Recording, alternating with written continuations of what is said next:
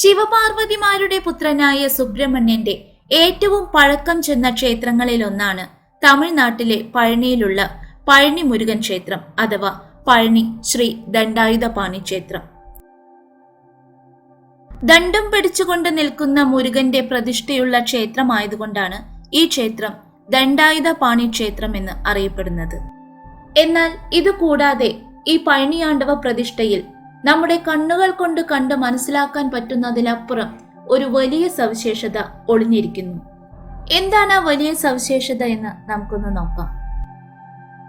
ഈ അടുത്തിടെ ഇറങ്ങിയ മലയാളം സിനിമയായ ARM എന്ന് പറയുന്ന മൂവിയിൽ നമ്മൾ എല്ലാവരും കണ്ട ഒരു വിളക്കുണ്ട്, ഒരു വിശിഷ്ടമായ വിളക്ക്, ചിയോതി വിളക്ക്. ഒരുപാട് സവിശേഷതകളും ശക്തികളും ഉള്ളതായിട്ടാണ് ആ വിളക്കിനെ ആ മൂവിയിൽ കാണിക്കുന്നത്. അതിനുള്ള കാരണം ആ വിളക്ക് എന്തുകൊണ്ട് നിർമ്മിച്ചിരിക്കുന്നു എന്നുള്ളത് കൊണ്ട് തന്നെയാണ്. ഒരുപാട് ശക്തികളും സവിശേഷതകളും ഉള്ള ആ വിളക്കിന്റെ എടുത്തു കാണിക്കുന്ന ഒരു ക്വാളിറ്റി ആണെന്ന് പറയാം ആ വിളക്കിന്റെ മെഡിസിനൽ ക്വാളിറ്റി അഥവാ ഹീലിംഗ് പവർ, മുറിവുകളെ പെട്ടെന്ന് ഉണക്കാനുള്ള പവർ. ഏകദേശം ഇത്തരത്തിൽ ഹീലിംഗ് പ്രോപ്പർട്ടി ഉള്ള ഒരു വിഗ്രഹമാണ് പഴനിയിലെ നവപാഷാണ നിർമ്മിതമായ ദണ്ഡായുധപാണി വിഗ്രഹം. എന്താണ് ഈ നവപാഷാണ നിർമ്മിതമായ വിഗ്രഹം എന്നതുകൊണ്ട് ഉദ്ദേശിക്കുന്നത്? ആരാണ് ഈ നവപാഷാണ വിഗ്രഹം നിർമ്മിച്ചത്? 18 സിദ്ധവൈദ്യ മഹർഷിമാരിൽ ഒരാളായ ഭോഗരാണ് മുരുകന്റെ പ്രതിഷ്ഠ പഴനിമലയിൽ സ്ഥാപിച്ചതെന്ന് കരുതപ്പെടുന്നു. നവപാഷാണങ്ങൾ എന്ന 9 സിദ്ധ ഔഷധങ്ങൾ ചേർത്ത് തയ്യാറാക്കിയ പ്രത്യേക ഔഷധക്കൂട്ടാണ് പഴനി മുരുകന്റെ പ്രതിഷ്ഠ നിർമ്മിക്കുവാൻ ഭോഗമഹർഷി ഉപയോഗിച്ചത്.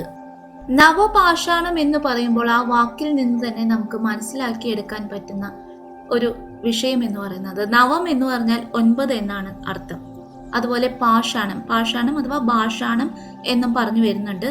ഇതിന്റെ അർത്ഥമായി നമ്മൾ സാധാരണയായി മനസ്സിലാക്കി വരുന്നത് വിഷം എന്നാണ്. പാഷാണം എന്നാൽ വിഷം എന്നാണ് സാധാരണയായി നമ്മൾ പറയാറുള്ളത്. അപ്പോൾ അങ്ങനെയുള്ള ഒരു അർത്ഥത്തിൽ എടുക്കുമ്പോൾ 9 വിഷങ്ങൾ കൊണ്ട് അഥവാ 9 വിഷക്കൂട്ടുകൾ കൊണ്ട് ഉണ്ടാക്കിയ വിഗ്രഹം എന്ന അർത്ഥത്തിലേക്കാണ് ഇവിടെ വന്നു ചേരുന്നത്. എന്നാൽ വേറൊരു അർത്ഥത്തിൽ എടുക്കുകയാണെങ്കിൽ നവം എന്നുള്ളതിന് 9 എന്ന് മാത്രമല്ല പുതിയത് എന്ന് ഒരു അർത്ഥം കൂടിയുണ്ട്. നവം എന്നുള്ളതിന്റെ നാനാർത്ഥമാണ് പുതിയത്, 9 എന്നൊക്കെ. അതുപോലെ തന്നെയാണ് പാഷാണം എന്ന് പറയുന്ന, ഭാഷാണം അല്ലെങ്കിൽ പാഷാണം, ഈ വാക്കിനും മിനറൽസ്, മൂലകങ്ങൾ, കല്ലുകൾ എന്നിങ്ങനെയുള്ള അർത്ഥവും ഉണ്ട്. ആ ഒരു അർത്ഥത്തിൽ 9 കല്ലുകൾ, 9 വിശിഷ്ടമായ കല്ലുകൾ, അതായത് നവരത്നങ്ങൾ, നവരത്നങ്ങൾ കൊണ്ടാണോ ഈ വിഗ്രഹം നിർമ്മിച്ചിരിക്കുന്നത് എന്ന് സംശയിക്കുന്ന കുറച്ചു പേരും ഉണ്ട്.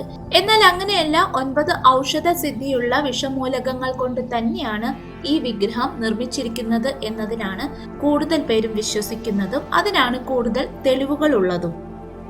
ഈ 9 വിഷമൂലകങ്ങളാണെങ്കിലും ഔഷധ ഗുണമുള്ള മൂലകങ്ങളാണെങ്കിലും എന്തു തന്നെ ആയിക്കോട്ടെ, ഇത് കൃത്യമായ അളവിൽ ഒരുമിച്ച് ചേർത്ത് ഒരു വിഗ്രഹമാക്കി എടുക്കുക എന്നുള്ളത് ഒരു സാധാരണക്കാരന് ചെയ്യാൻ സാധിക്കുന്ന ഒരു കാര്യമല്ല. എന്നാൽ ഈ കൂട്ട് 9 മൂലകങ്ങൾ മാത്രം ഉപയോഗിച്ച് ഉണ്ടാക്കിയതല്ല എന്നാണ് പറയപ്പെടുന്നത്.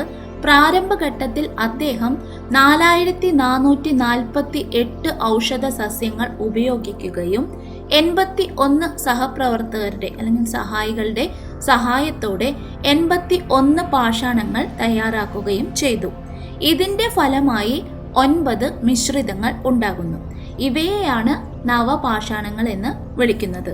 ഈ 9 മിശ്രിതങ്ങൾ 9 വ്യത്യസ്ത ഇന്ധനങ്ങൾ ഉപയോഗിച്ച് ചൂടാക്കി പിന്നീട് ഓരോന്നിൻ്റെയും സ്വഭാവം പല പ്രതികരണങ്ങളിലൂടെയും മാറി അത് മനസ്സിലാക്കി അത് 9 ഫിൽറ്ററുകൾ ഉപയോഗിച്ച് ഫിൽറ്റർ ചെയ്തെടുത്ത് അങ്ങനെ ഒരുപാട് പ്രോസസ്സുകളിലൂടെ കടന്ന് പോയിട്ടാണ് അവസാനം ഈ വിഗ്രഹത്തിന് ആവശ്യമായിട്ടുള്ള ആ കൂട്ടിലേക്ക്, കറക്റ്റായിട്ടുള്ള ആ കൂട്ടിലേക്ക് എത്തിപ്പെടുന്നത്. മേൽപ്പറഞ്ഞ ഏതെങ്കിലും പ്രക്രിയ തെറ്റുകയോ അതിൻ്റെ അളവുകളിൽ എന്തെങ്കിലും മാറ്റം ഉണ്ടാവുകയോ ചെയ്താൽ അതിൻ്റെ ഫലമായിട്ടുണ്ടാകുന്ന ആ കൂട്ടിൽ പ്രതികൂല ഫലങ്ങൾ ഉണ്ടാകാനുള്ള സാധ്യത വളരെ കൂടുതലാണ്. അതുകൊണ്ട് തന്നെ വളരെ ചിട്ടയോടുകൂടി വളരെ ശ്രദ്ധയോടുകൂടി ഉണ്ടാക്കിയെടുത്ത വിഗ്രഹമാണ് നവപാഷാണ നിർമ്മിതമായിട്ടുള്ള ഈ സുബ്രഹ്മണ്യ സ്വാമി വിഗ്രഹം. നവപാഷാണത്തിന്റെ ഈ പ്രത്യേക മിശ്രിതം, ഈ രാസമിശ്രിതം വളരെ വേഗം ഉറയ്ക്കുന്ന തരത്തിലുള്ളതായിരുന്നു. അതുകൊണ്ട് തന്നെ ശില്പിക്ക് വളരെ പെട്ടെന്ന് തന്നെ വിഗ്രഹം സൗന്ദര്യവൽക്കരിക്കാനുള്ള പ്രയത്നം തുടങ്ങാൻ കഴിഞ്ഞു. എന്നിരിക്കലും വിഗ്രഹത്തിന്റെ മുഖം വളരെ വിശിഷ്ടമായ രീതിയിൽ പൂർത്തീകരിക്കാനായി അദ്ദേഹം വളരെയധികം സമയമെടുത്തു എന്നാണ് പറയുന്നത്. അതുകൊണ്ട് തന്നെ വിഗ്രഹത്തിന്റെ മറ്റു ഭാഗങ്ങൾ മുഖം പോലെ തന്നെ മനോഹരമാക്കാൻ ശില്പിക്ക് സാധിച്ചില്ല. സൗന്ദര്യത്തിന്റെ കാര്യത്തിൽ അതുകൊണ്ട് തന്നെ മുരുകസ്വാമിയുടെ വിഗ്രഹത്തിൽ മുഖവും ശരീരത്തിന്റെ ബാക്കി ഭാഗങ്ങളുമായുള്ള ഒരു തുലനമില്ലായ്മ നമുക്ക് കാണുവാൻ സാധിക്കും. ലോക നന്മയ്ക്കായി സർവ്വരോഗശമനിയായിട്ടുള്ള നൂറ്റാണ്ടുകളോളം നിലനിൽക്കുന്ന ഒരു വിശിഷ്ടമായ വിഗ്രഹം നിർമ്മിക്കണമെന്ന ബോഗരുടെ ചിന്തയിൽ നിന്നാണ് നവപാഷാണങ്ങൾ എന്ന 9 സിദ്ധ ഔഷധങ്ങൾ ചേർത്ത് തയ്യാറാക്കിയ പ്രത്യേക ഔഷധക്കൂട്ടായിട്ടുള്ള പഴനി മുരുകന്റെ പ്രതിഷ്ഠ സംഭവ്യമായത്. ഭോഗമഹർഷിയുടെ ആ കൃത്യമായ കണക്കുകൂട്ടൽ ഇപ്പോഴും അജ്ഞാതമാണ്. വിഗ്രഹ നിർമ്മാണത്തിന് ശേഷം ആ വിഗ്രഹത്തെ പല പവിത്രമായ മന്ത്രങ്ങളിലൂടെയും കൂടുതൽ ശക്തിപ്പെടുത്തുകയും ഊർജ്ജസ്വലമാക്കുകയും ചെയ്തിട്ടുണ്ട്. തത്ഫലമായുണ്ടാകുന്ന വിഗ്രഹം പിന്നീട് ദൈവികമായ ഒരു നില കൈവരിക്കുന്നു. നവഗ്രഹങ്ങളുടെ സ്വഭാവത്തെക്കുറിച്ചും അവയുടെ സഞ്ചാരപഥത്തെക്കുറിച്ചും കൃത്യമായി മനസ്സിലാക്കിയ ഭോഗമഹർഷി ചൊവ്വാഗ്രഹത്തിന്റെ രശ്മികൾ നേരിട്ട് ഭൂമിയിൽ പതിക്കുന്ന സ്ഥലമായ പഴനിമലയെ തന്നെ അദ്ദേഹം ഈ വിഗ്രഹം പ്രതിഷ്ഠിക്കാനായി തെരഞ്ഞെടുത്തു. ഭോഗർ മഹർഷിയുടെ ജീവിതവും നവപാഷാണത്തിൽ മുരുകനെ അദ്ദേഹം രൂപപ്പെടുത്തിയ രീതിയും അദ്ദേഹത്തിന്റെ സമാധിയിൽ ചിത്രങ്ങളായി ചിത്രീകരിച്ചിരിക്കുന്നു. ക്ഷേത്രത്തിന്റെ തെക്കു പടിഞ്ഞാറെ ഇടനാഴിയിൽ ഭോഗമഹർഷിയുടെ ഒരു ദേവാലയം സ്ഥാപിച്ചിട്ടുണ്ട്. അവിടെയാണ് ഭോഗരുടെ സമാധി സ്ഥാനമായി കണക്കാക്കപ്പെടുന്നത്. മലയുടെ അകത്തുള്ള ഒരു ഗുഹയുമായി ഈ ഭോഗമഹർഷിയുടെ ദേവാലയം ബന്ധിച്ചിരിക്കുന്നു. ഇവിടെയാണ് ഇദ്ദേഹം അഷ്ടദിക്പാലകരുമായി ധ്യാനത്തിലേർപ്പെടുന്നത് എന്ന് വിശ്വസിക്കുന്നു.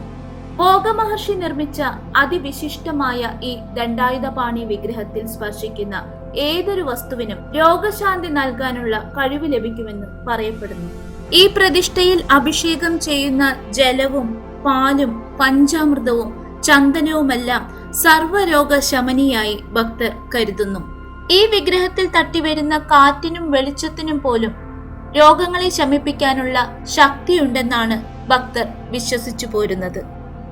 നവപാഷാണ നിർമ്മിതമായിട്ടുള്ള ഈ വിഗ്രഹത്തിനെ കുറിച്ച് ഒരുപാട് അഭിപ്രായങ്ങൾ നിലനിൽക്കുന്നുണ്ട്. എങ്കിൽ തന്നെയും ഈ വിഗ്രഹം അതിശക്തവും ഔഷധ ഗുണങ്ങളാൽ സമ്പുഷ്ടവുമാണെന്ന വസ്തുത എല്ലാവരും അംഗീകരിച്ചതാണ്.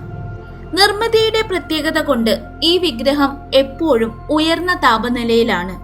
അതുകൊണ്ട് തന്നെ ഈ വിഗ്രഹത്തെ തണുപ്പിക്കുന്നതിനായി തിരുമഞ്ജനം, ചന്ദനം, പാൽ, ഇളനീർ, പഞ്ചാമൃതം തുടങ്ങിയ തണുത്ത വസ്തുക്കൾ കൊണ്ട് ഈ വിഗ്രഹത്തിനെ അഭിഷേകം ചെയ്തു പോരുന്നു. പഴനിമുരുക വിഗ്രഹത്തിന്റെ ശിരസിൽ രാത്രി വെക്കുന്ന ചന്ദനം രാവിലെ നിറം മാറി കാണപ്പെടാറുണ്ട്. രാവിലെ ഈ ചന്ദനം വിഗ്രഹത്തിൽ നിന്നും എടുത്തു മാറ്റുന്നു. തുടർന്ന് ഭക്തർക്ക് വിതരണം ചെയ്യുന്നു. ഈ ചന്ദനം കിട്ടാൻ വലിയ തിരക്കാണ്. കാരണം രാത്രി മുഴുവൻ വിഗ്രഹത്തിൽ ഇരുന്നതിനാൽ ഈ ചന്ദനത്തിന് സ്വാഭാവികമായും ഔഷധ ശക്തി ലഭിക്കുന്നു. ഇത് രാക്കാല ചന്ദനം എന്നാണ് അറിയപ്പെടുന്നത്. വളരെയധികം മെഡിസിനൽ ക്വാളിറ്റിയുള്ള ഈ ചന്ദനം ഒരു മണ്ഡലം, അതായത് 48 ദിവസം തുടർച്ചയായി കഴിച്ചാൽ ശരീരത്തിലെയും ആത്മാവിലെയും എല്ലാ രോഗങ്ങളും ഭേദമാകുമെന്ന് ആളുകൾ വിശ്വസിക്കുന്നു. രാത്രി ശ്രീകോവിൽ അടച്ചിടുമ്പോഴുണ്ടാകുന്ന ചൂട് കാരണം ശില വിയർത്ത് വെള്ളം വാർന്നു ഒഴുകാൻ തുടങ്ങുമത്രേ. ഈ വെള്ളത്തെ കൗബീന തീർത്ഥമെന്നാണ് പറയപ്പെടുന്നത്. ഈ ജലവും ഒരുപാട് ഔഷധ ഗുണങ്ങളുള്ളതാണെന്ന് പറയപ്പെടുന്നു. പുരാണ കഥയനുസരിച്ച് കൈലാസത്തിൽ നിന്നും തന്റെ മാതാപിതാക്കളോട് പിണങ്ങിയാണ് മുരുകൻ പഴനിയിൽ വരുന്നത്. മുരുകൻ പഴനിയിൽ വന്നതുപോലെ തന്നെയാണ് വിഗ്രഹവും പണിതിരിക്കുന്നത്. തലമുണ്ടനം ചെയ്ത ഒരു താപസിയുടെ വേഷമാണ് വിഗ്രഹത്തിന്. വസ്ത്രമായിട്ട് ഒരു കൗബീനം മാത്രം, കയ്യിൽ ദണ്ടും വേലും.